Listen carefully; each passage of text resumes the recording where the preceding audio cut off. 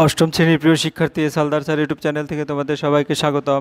আজকে তোমাদের জন্য একটি নতুন ভিডিও নিয়ে এসেছি। বাংলা মডেল প্রশ্ন, এটা স্কুলের ওই প্রশ্ন 2025 সেট নম্বর 1, 50 মার্কের পূর্ণাঙ্গ মডেল প্রশ্ন সমাধান। অষ্টম শ্রেণী ক্লাস 8 দ্বিতীয় পর্যায়ক্রমিক মূল্যায়ন 2025 সেট নম্বর 1 বিশ্লেষণ সহ সম্পূর্ণ সমাধান দেখাবো আমি এই ভিডিওতে। কাজে তোমরা যারা এখনও আমার চ্যানেলটিকে সাবস্ক্রাইব করনি তারা এখনই চ্যানেলটিকে সাবস্ক্রাইব করে বেল আইকনটি প্রেস করে দাও, যাতে এরকম আরও অনেক ভিডিও পেতে পারো। হ্যাঁ, প্রথমে যদি সিলেবাস দেখি, দাঁড়াও, এটা একটা কবিতা, পল্লী সমাজ, গদ্য, স্বর্ণসারা কবিতা, তারপর গাছের কথা গদ্য, তারপর হাওয়ার গান কবিতা, কি করে বুঝবো গদ্য, পারাগার, দুপ্রহর, ভালোবাসি কবিতা, নাটোরের কথা গদ্য, হ্যাঁ, তারপরে গোড়াই নদীর তীরে কবিতা, জেলখানার চিঠি গদ্য, স্বাধীনতা এটা গদ্য, আদাব গদ্য, বাইক এবং ব্যাকরণ হচ্ছে বাক্যের ভাব ও রূপান্তর, তারপরে বিশেষ্য বিশেষণ, সর্বনাম অব্যয় ক্রিয়া, এবং আছে পত্রলিখন, আছে পথের পাঁচালী 9 থেকে 18 অধ্যায়। এই হচ্ছে তোমার টোটাল সিলেবাস। তাই তোমরা এই পরীক্ষাটা টোটালি 50 মার্কের পরীক্ষা হবে, সময় থাকবে 90 মিনিট। আমি তো তোমাদের সিলেবাস দেখিয়ে দিলাম এবং প্রতিটি প্রশ্নে কত কি নম্বর থাকবে সেটা তোমরা এখানে প্রশ্ন দেখেই ক্লিয়ার একটা ধারণা পাবে। আমরা চলে যাচ্ছি সরাসরি প্রশ্ন। তোমরা প্রশ্নটা দেখতে পাচ্ছ, এটা Baharu high school HS second semester evaluation class 8 subject Bengali. এটা আসলে 2024-এর যে প্রশ্ন 25 মার্কের প্রশ্ন হিসাবে আসছে। আমি তোমাকে এই প্রশ্নটি 50 মার্কের প্রশ্ন কীভাবে হয় সেটা আমি দেখিয়েছি। যাই হোক, 1 নম্বরের প্রশ্ন টোটালি এমসিকিউ 12টি প্রশ্ন আছে, এর মধ্যে গদ্য আছে, পদ্য আছে এবং ভাষা যে ব্যাকরণ আর কি ভাষা পাঠ আছে। এরপর 2 নম্বরের প্রশ্ন, নিচের প্রশ্নগুলো এটাও 12 নম্বরে, 1 নম্বরের প্রতিটি প্রশ্ন। তারপরে 3 নম্বরে হচ্ছে 2 মার্কের, আর তোমার 4 নম্বরের প্রশ্ন তোমার গিয়ে হলো 3 মার্কের, এভাবে করে করে 3, 4, 5, হ্যাঁ, এগুলি 3 মার্কের। আর 6 নম্বরের প্রশ্ন হচ্ছে এটা 4 মার্কের, এটা হচ্ছে পত্রলিখন যেটা। 7 নম্বরে হচ্ছে তোমার এটাও এক ধরনের কি হাত ও কাঁচা শব্দ যেটা। যাই হোক, আমি সরাসরি প্রশ্নের উত্তর দেখি। হ্যাঁ, সঠিক উত্তরটি নির্বাচন করে পূর্ণ বাক্যে নিজের প্রশ্নগুলির উত্তর দাও। গোপাল সরকার বেনির, রমেশের নাকি রমার না আকবরের কর্মচারী? আমরা যদি একটু দেখি, রমেশের কর্মচারী, ঠিক আছে। তার কী করে বুঝবো গল্পটি কার লেখা? আশাপূর্ণ দেবী, আশাপূর্ণ দেবীর লেখা, ক নম্বর। তারপরে গলির মোড়ে দাঁড়িয়ে আছে, কি দাঁড়িয়ে আছে? গাছ দাঁড়িয়ে আছে, এটা ক নম্বর। এরপরে যদি আমরা পরের প্রশ্নে যাই, ডিঙিটির বেঁধে রেখে গিয়েছে, ডিঙিটির কোথায় বেঁধে রেখে গেছে? হিজল গাছে, তাহলে এটা হচ্ছে তোমার গ নম্বরের উত্তর, ঠিক আছে, গ নম্বর উত্তর। তারপরে আনন্দ দুঃখ প্রকাশ পায়, বিস্ময় সূচক, এটা খ নম্বর। গান্ধীজি হলেন জাতির জনক, এটা বিশেষ্য পদ অর্থাৎ খ নম্বর। তারপর সুখে থেকো রেখাঙ্কিত পদটি হলো বিশেষণ পদ, ক নম্বর। ইস, একটুর জন্য ট্রেন ধরতে পারলাম, রেখাঙ্কিত পদটি হচ্ছে অব্যয়, হ্যাঁ, অব্যয় পদ, ক নম্বর। তারপরে 1-9 যাবা, কি দেখলাম, বাক্যটি হলো কি? এই বাক্যটি হচ্ছে তোমার বিস্ময়সূচক বাক্য অর্থাৎ গ নম্বর। তারপরে আগে তো দেখা করো তারপরে ভাবা যাবে, তো বাক্যটি আলংকারিক, আলংকারিক হচ্ছে আলংকারিক, ক নম্বর। এরপরে 11 নম্বর, সভায় সব হয়ে পাটুনি কহে, নিম্নরেখ পদটি হলো ক্রিয়া বিশেষণ, হ্যাঁ, ক নম্বর।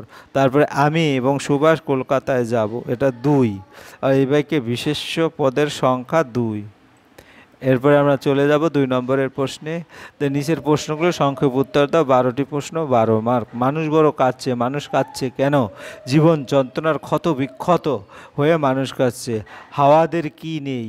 হাওয়াদের থাকার জন্য নিজস্ব ঘর বাড়ি নেই। 2-3 চেঁচিয়ে উঠল সমস্বরে, কারা কি বলে চেঁচিয়ে উঠল? ছেলে ছোকরার দল, প্রাণ আছে এখনও প্রাণ আছে বলে সমস্বরে চেঁচিয়ে উঠল। 2-4 জলসিঁড়িটির পাশে ঘাস, ঘাসে কি দেখা যায়? জলসিঁড়িটির পাশের ঘাসে বুনো চাল, তার নুয়ে পড়া ডালগুলি দেখা যায়। এরপর বৃক্ষ শিশু কোথায় নিদ্রা যায়? বীজের কঠিন ঢাকনার মধ্যে বৃক্ষ শিশু নিদ্রা যায়। বুকু কোন স্কুলে পড়তো? আদর্শ শিক্ষা প্রতিষ্ঠানে বুকু পড়তে যায়। নাটোরের কথা গদ্যাংশে নাটোর কে? মহারাজা হ্যাঁ, জগদীন্দ্রনাথ রায়। তারপরে জ্যোতিদাদার উদ্যোগে আমাদের একটা সভা হয়েছিল, জ্যোতিদাদাকে ছিলেন যতীন্দ্রনাথ ঠাকুর। তারপরে অপু এবং দুর্গার মধ্যে কি নিয়ে ঝগড়া হয়, হ্যাঁ, মুখ দেখা দেখি বন্ধ হয়েছিল, দেশি কুমড়া শুকনো খোলার নৌকা নিয়ে। তারপরে 10, রানুর দিদির বিবাহ উপলক্ষে যে ছোট্ট একটি মেয়ের সঙ্গে দুর্গার বন্ধুত্ব হয় তার নাম কি? টুনি। তারপর গাঙ্গুলি বাড়িতে অপুর কখন নিমন্ত্রণ থাকে? চৈত্র বৈশাখে রামনবমী দোলের দিনে। তাহার মুখ স্বর্গীয় তৃপ্তিতে ভরে উঠল। কার মুখ কেন স্বর্গীয় তৃপ্তিতে ভরল? পাতাল করে তরকারি খেয়ে দুর্গার মুখ স্বর্গীয় তৃপ্তিতে ভরে উঠছিল। তারপরে 3 নম্বরের প্রশ্ন, এখানে যে কোনো 2টি প্রশ্নের উত্তর দিতে হবে। তাহলে মোরা নালিশ করিতে পারিব না একথা বলেছেন, হ্যাঁ, বক্তা নালিশ করতে পারবে না কেন? হ্যাঁ, রমাদেব পীরপুরের প্রজা আকবরে কথা বলছেন। আকবর একজন প্রকৃত লাঠিয়াল, তার আত্মসম্মানবোধ প্রবল, সে জানে লাঠিতে জয় পরাজয় আছেই। রমেশের লাঠির আঘাতে সে আহত হয়, তার মাথা দিয়ে রক্ত ঝরে, কিন্তু 5খানা গায়ের লোক তাকে সর্দার বলে মানে, তাই পরাজিত হলেও সে আত্মমর্যাদা হারাতে রাজি নয়। নালিশ করলে তার সম্মানহানি ঘটবে, সে সর্দার হিসাবে অপমানিত হবে। তাছাড়া সর্দারের এই কথায় ছোটবাবু রমেশের প্রতি শ্রদ্ধাও পরিস্ফুট হয়, কারণ রমেশের নিজের স্বার্থ নয়, গ্রামবাসীর স্বার্থে 100 বিঘা জমি বাঁচাতে বাত কাটার কাজে তাদের বিরুদ্ধে লাঠি ধরেছে। তাই কোনোভাবে সে সদরে গিয়ে তার ঠোঁট দেখাতে পারবে না বা থানায় গিয়ে মিথ্যে অভিযোগও জানাতে পারবে না। নানা উপায়ে গাছের বীজ ছড়াইয়া যায়, উপায়গুলো পাঠ্যাংশ অনুসরণে আলোচনা করো। বীজ ছড়ানোর প্রক্রিয়া সম্পর্কে লেখক জানিয়েছেন, প্রথমত পাখিরা ফল খেয়ে দূর দূর দেশে বীজ নিয়ে যায়, ফলে অনেক জনমানবহীন দ্বীপেও গাছ জন্মে থাকে। এছাড়া অনেক সময় বীজ প্রবল বাতাসে উড়ে গিয়ে দূর দূরান্তে ছড়িয়ে পড়ে। বিশেষত শিমুল গাছের ফল রৌদ্রে ফেটে যাওয়ার পর তার বীজ তুলোর সঙ্গে উড়ে বেড়াতে থাকে। এইভাবে দিনরাত দেশ দেশান্তরে বীজ ছড়িয়ে পড়েছে। এরপরে 3-এর 3, ও কি কি কাণ্ড করেছো তুমি? কে কি কাণ্ড করেছে? আশাপূর্ণ দেবী রচিত কি করে বুঝবো গল্প থেকে গৃহীত উদ্ধৃতাংশ, বকুদের বাড়িতে বেড়াতে আসা তার এই বয়সী ছেলে ডাম্বল কাণ্ডটি করেছে। বকুদের বাড়ির একটি ঘরের দেয়ালে সটিয়ে রাখা বইয়ের আলমারির একটি পাল্লা ঘর ধরে ডাম্বল এমন জোরে হ্যাঁচকা টান মেরেছে যে চাবি বন্ধ, কলটি বন্ধ অবস্থায় পাল্লার সঙ্গে খুলে বেরিয়ে এসেছে। তারপর সেখানে সাজানো বইগুলো থেকে একসঙ্গে 3-4টি বই নামিয়ে তাতে ছবি নেই বলে ঘৃণা ভরে সেগুলো মাটিতে ফেলে দিয়েছে। এরপরে 4 নম্বরের প্রশ্ন, যে কোনো 2টি প্রশ্ন। পাড়াগার দুপ্রহর কবি কতটা ভালোবেসেছেন তা তোমার নিজের ভাষায় লেখো। হ্যাঁ, পাড়াগার দুপ্রহরকে কবি ভালোবেসেছেন কারণ সেখানকার দুপুরবেলায় রোদে যেন স্বপ্নের গন্ধ লেগে থাকে। সেই স্বপ্নের আবেশে কবির মনে কোনো কল্পনা, কোনো কাহিনী যে বাসা বাঁধে তা কেউ বলতে পারে না। একথা বলতে পারে শুধু মাঠ এবং মাঠের শঙ্খচিল, কারণ কবির হৃদয়ে তাদের কাছে বহু যুগ থেকে কথা শিখেছে। দুপুরে জলশিরি নদীর পাশে বুনো চাল তার শাখাগুলো নুয়ে পড়ে, জলে তাদের মুখ দেখা যায়, জলে মালিকহীন ডিঙি নৌকাকে ভাসতে দেখা যায়। পাড়াগার দুপুরবেলা অপরূপ রূপে বিষণ্ণতার কবি মনে মাধুর্যময় স্বপ্নাবেশ দিয়ে যায়, কবির চোখে মায়া কাজল এঁকে দেয়। তাই সব মিলিয়ে পাড়াগার দুপ্রহর দুপুরবেলার প্রকৃতি কবি খুব ভালোবাসেন। এরপরে 4-এর 2, যেন একখানি সুখের কাহিনী নানা আখরে ভরিয়ে। হ্যাঁ, আখর শব্দের অর্থ কি? সুখের কাহিনী, সংক্ষেপে বর্ণনা করো। আখর শব্দটি অর্থ হলো অক্ষর বা বর্ণ। পাঠ্য কবিতাটি কবি জসীমউদ্দীনের সুখের অনেকগুলো ছবি এঁকেছেন। এই সুখের চিত্রের মধ্যে আমার সবচেয়ে ভালো লাগছে মটরের ডাল, মুসুর ডাল, কালোজিরা, ধনে, লঙ্কা, মরিচ দিয়ে যে সুন্দর আলপনার মতো আঁকা হয়েছে সেই চিত্রটি। এই চিত্র উপদ্রবহীন শান্তিপূর্ণ সুখের নীড়ের কথা মনে করিয়ে দেয়। গ্রামের অতি পরিচিত শাকসবজির একমাত্র সমাবেশ আমাদেরকে মুগ্ধ করে। মটর, মসুর, কালোজিরা, ধনে, লঙ্কা, মরিচ একসঙ্গে উঠানে শুকোতে দেওয়া হয়, শস্য শ্যামলা বঙ্গভূমির কথা মনে করিয়ে দেয়। তাই চিত্রটিকে আমার ভালো লেগেছে। মানুষ বড় কাঁদছে, কী কারণে কবি কথা বলেছেন? সমগ্র পৃথিবী জুড়েই চলছে ক্ষমতার রাজনীতি, ফলে রাজনীতি অর্থনীতি ক্ষমতায়নের খেলায় সময় অস্থির। দুটো বিশ্বযুদ্ধ, ঠান্ডা লড়াই, বিচ্ছিন্নতাবাদ, উগ্রপন্থী মানসিক ও তা মানুষকে কাঠগড়ায় দাঁড় করিয়েছে। সমাজ মনস্ক কবি শক্তি চট্টোপাধ্যায় জীবনকে দেখেছেন কঠিন বাস্তবতার মাটি থেকে। সেহেতু সমাজের বিকৃত ব্যভিচার দেখে কবি মর্মাহত, সমাজের জটিল আবর্তে পড়ে মানুষের অসহায় হয়ে পড়ছে। এরই মধ্যে স্বার্থন্বেষী মানুষের মেতে উঠেছে অত্যাচার উৎপীড়নের খেলায়। তারা বিচ্ছিন্ন আত্মকেন্দ্রিক হয়ে জীবন যন্ত্রণায় ক্ষতবিক্ষত হয়ে পড়ছে। এই সমস্ত মানুষের জন্য কবি খুবই মর্মাহত হয়েছে, তাই তিনি মানুষের কাছে মানুষের কান্নার কথাকে তুলে ধরেছেন।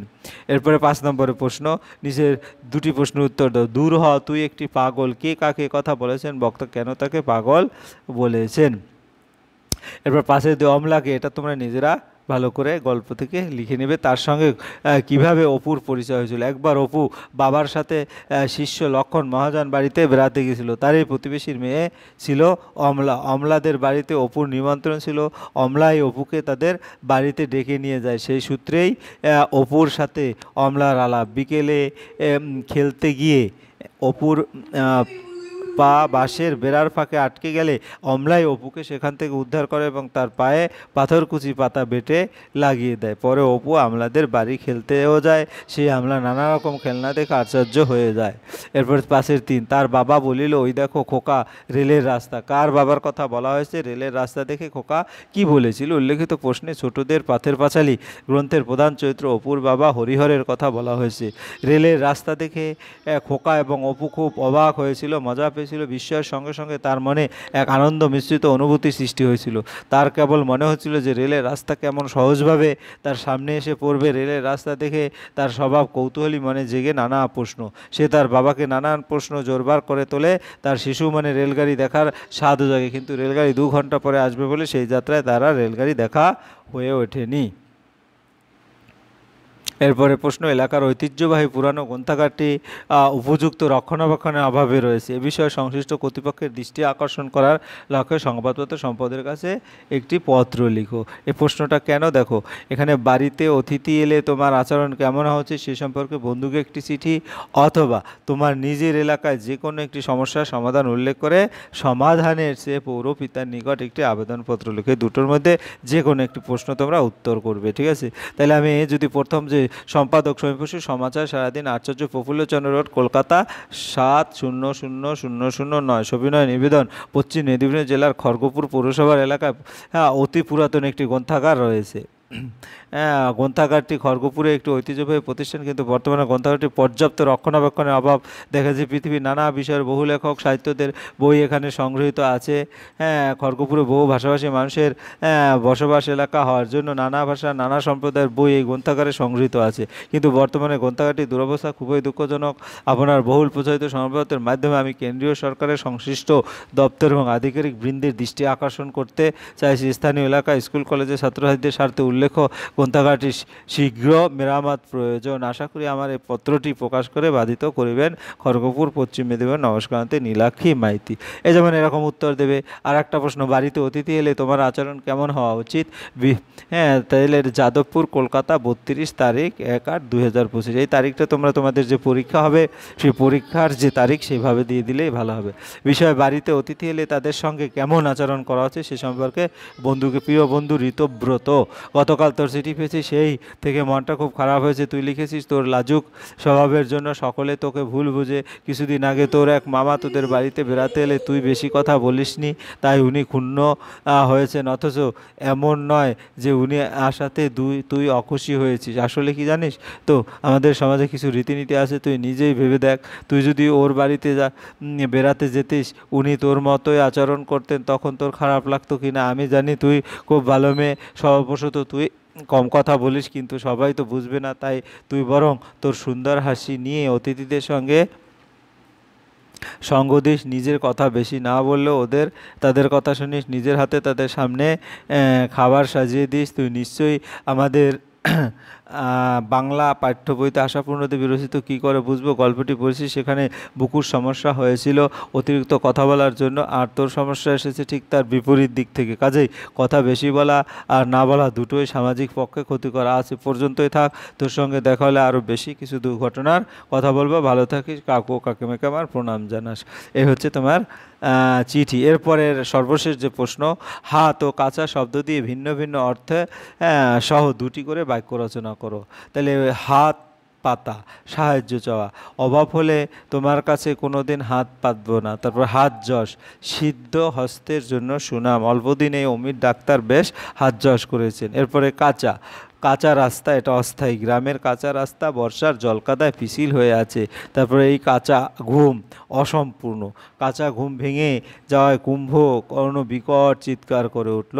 এই হচ্ছে তোমার টোটালি সম্পূর্ণ যে 50 মার্কের একটি প্রশ্ন। তোমরা আশা করি ভিডিওটি যদি মনোযোগ সহকারে দেখো তাহলে প্রশ্ন সম্পর্কে একটা ভালো রকমের আইডিয়া আসবে এবং সেই অনুসারে তোমরা পড়াশোনা করবে। পরিশেষে তোমাদের বলবো, তোমরা যারা এখনও আমার চ্যানেলটিকে সাবস্ক্রাইব না করে ভিডিওগুলি দেখছো, প্লিজ প্লিজ প্লিজ চ্যানেলটিকে সাবস্ক্রাইব করে বেল আইকনটি প্রেস করে দাও। ভিডিওটি দেখার জন্য অসংখ্য ধন্যবাদ। ভিডিওটি ভালো লাগলে লাইক কমেন্ট শেয়ার করতে ভুলো না।